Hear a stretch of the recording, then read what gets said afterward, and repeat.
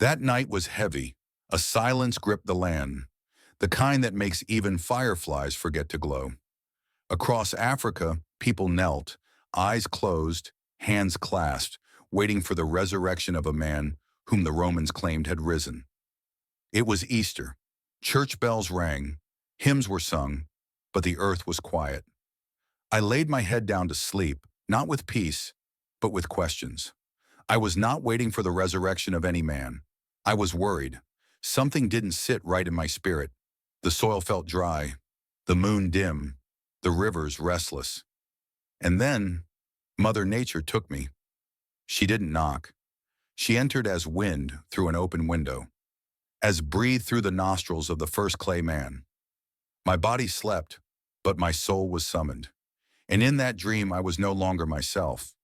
I was a born-again traditionalist, a high priest of earth, walking the ancient paths of Igbo land, where life once bloomed in truth, not belief. The world unfolded before me like a forgotten drumbeat, and the story began. I stood at the foot of the Iroko tree, a towering giant that had been the heart of my village for as long as memory stretched. The people gathered around me, their faces lit by the soft glow of the spring equinox fire. The winds whispered. The earth hummed beneath my feet. This was the sacred season of renewal. But something was wrong.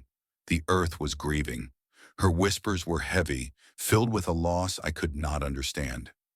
I sank to my knees beneath the Iroko tree, my hands digging into the soil as though trying to grasp the lifeblood of the world. And that's when I heard her, the voice of the earth, deep and ancient. "They have forgotten me," she said, not in words, but in pure essence. "They kneel before stone gods and call my altars pagan. They drink blood but curse the rain. They honor death but have forsaken rebirth." I could not speak, but in the dream I saw a vision. 1,000 faces, young and old, kneeling in churches and temples, praying to a man who had died on a cross, a man who had no connection to this land. "I am the altar," the earth continued. "I am the dying and the resurrection." I wept, not for myself, but for the people who had abandoned the true rhythm of life, people who have lost their spiritual connection to the soil, the seeds, and the spirit. And then the earth spoke the words I had long been waiting for. "Walk the path of memory. Gather the lost rituals of renewal. Let the world remember that Easter was not born in a tomb, but in the soil." The environment was still. The weight of the earth's call pressed heavily on my chest.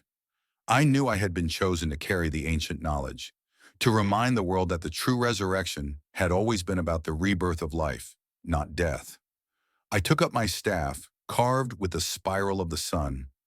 I drank from the calabash of memory, and I set out from beyond the rivers and the red hills, into the lands where ancient truths still slumbered in stones and stars. For the earth was dying, but many have been chosen to awaken her. Truth that has been buried beneath the rubble of colonized education. Easter is African, not the modern version, dressed in eggs, rabbits, and resurrection tales borrowed and remixed. But the original Easter, the eternal celebration of life's return through nature, was born on the black soil of Africa.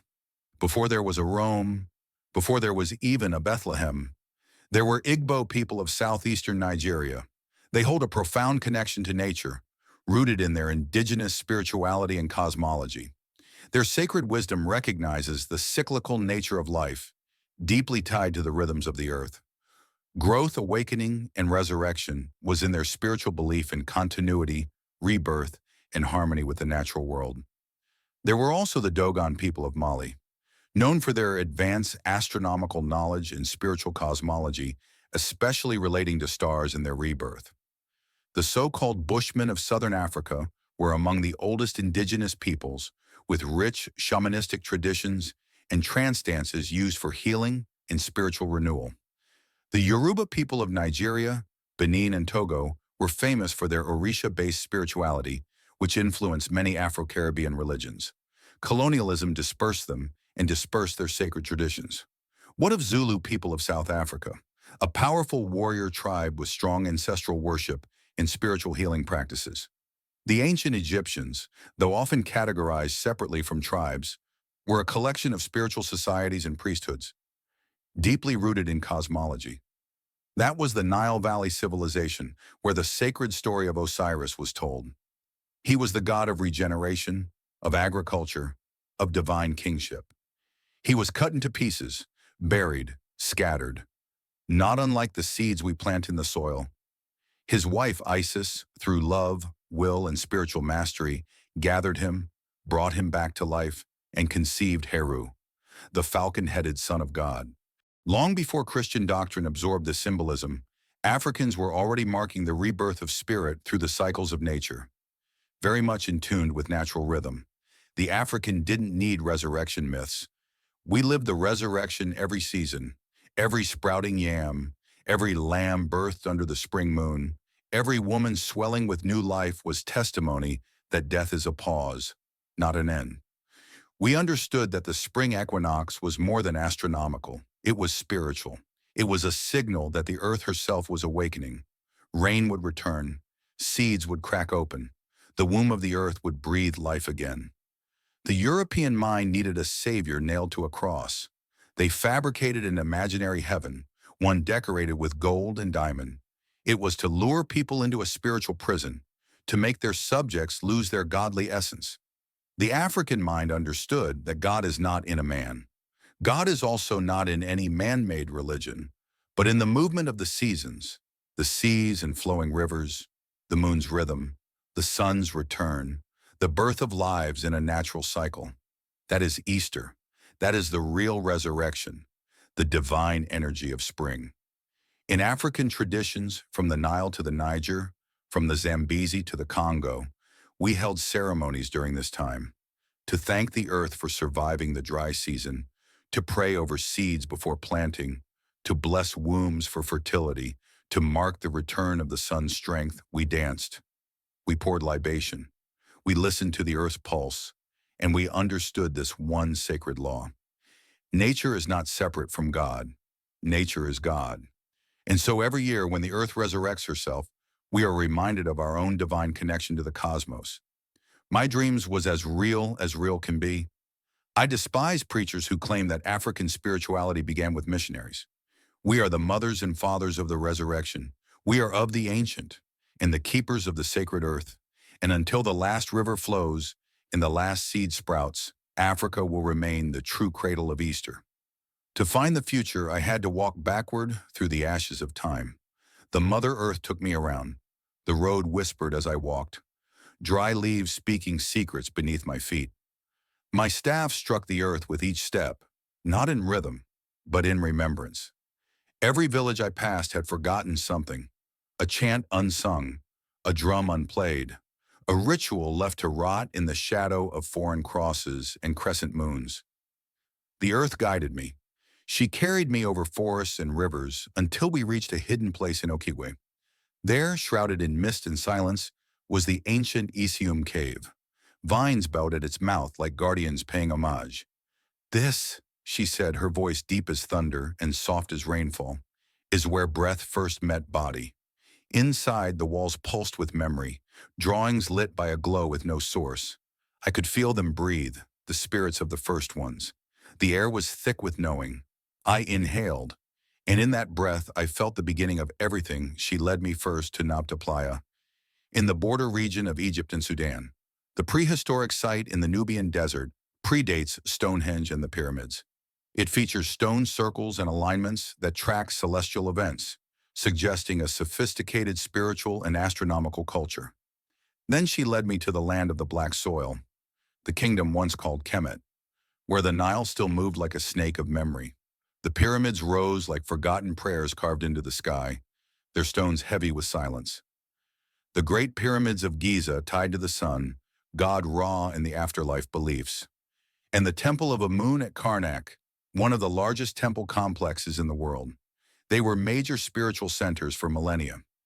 I entered the House of the Living Dead, a tomb that once bore life's story, now branded myth. There on a temple wall, I saw him, Osiris, the green god, the seed-bearer, murdered by his brother, scattered in pieces, resurrected by the womb of his beloved, Isis. His body was the land, his breath was harvest, his rising was spring. Before the Romans told the story of Jesus, they stole the bones of Osiris. They called it resurrection, but erased the fields, the rivers, the womb. They took the symbol of planting and made it a cross of punishment. Easter was ours, spring was our gospel, but they turned it into blood and death. Next, I traveled to the mountains of the moon, where the Nubians once danced with the waters of the White Nile. The people there remembered in fragments, songs about the moon's marriage to the rain, rituals for planting yams under the full moon, dances that honored the divine feminine in all forms. But the temples were empty, the priestesses gone. One woman, old as the hills and blind in both eyes, took my hand.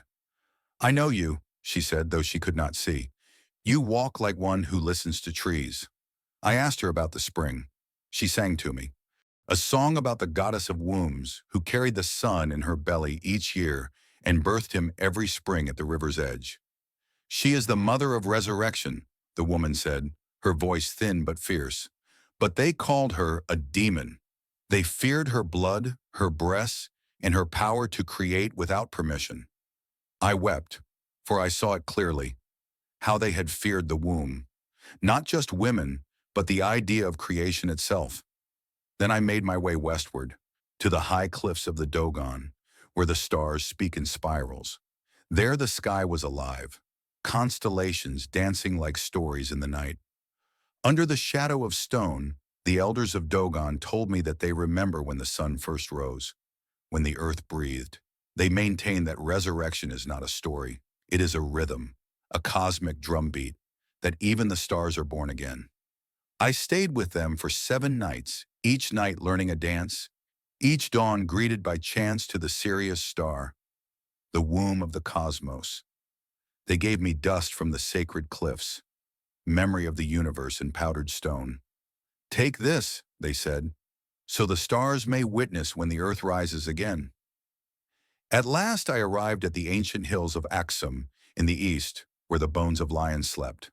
The land bore crosses etched deep into black stone, not the crosses of crucifixion, but of intersection. Earth meeting sky, male meeting female, life meeting death. This was not punishment. It was balance. A young girl tending goats led me to a pool hidden among fig trees. "This is where my grandmother says the earth gives birth every year," she whispered. The water shimmered with a quiet light. I sat beside it and listened. Not with my ears, but with my soul. And I heard her again. The voice spoke clearly to me. "Gather what you have found, everything you have learnt, the bones of memory, the blood of rhythm, the seed of Osiris, the womb of the earth, the breath of stars. You must rise now and awaken the world." And I knew it was time to return, time to rise, time to resurrect the African mind. The revolution is not a war, it is a remembering.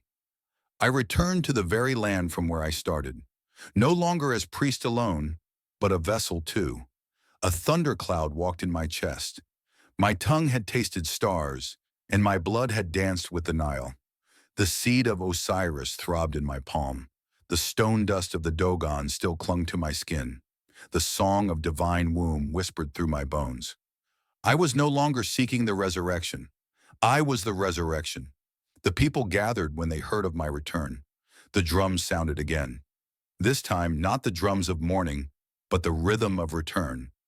My staff glowed with carvings, each one a story I had carried across the continent. Around me, the young and the old, the doubters and the dreamers, the silenced and the seekers. They stood like dry trees longing for rain. I stood before them at the great circle of stones, where the earth once rose every spring. And I spoke. "You have been taught that Easter is the death of a man, but I tell you, Easter is the resurrection of life. It is not a crucifixion on wood. It is the sprouting of seed. It is not the shedding of blood. It is the flowing of rivers." A wind howled as I raised my staff. The earth listened. Before there was a tomb, there was the womb. Before they told you salvation was beyond this world, we knew. It was always beneath our feet.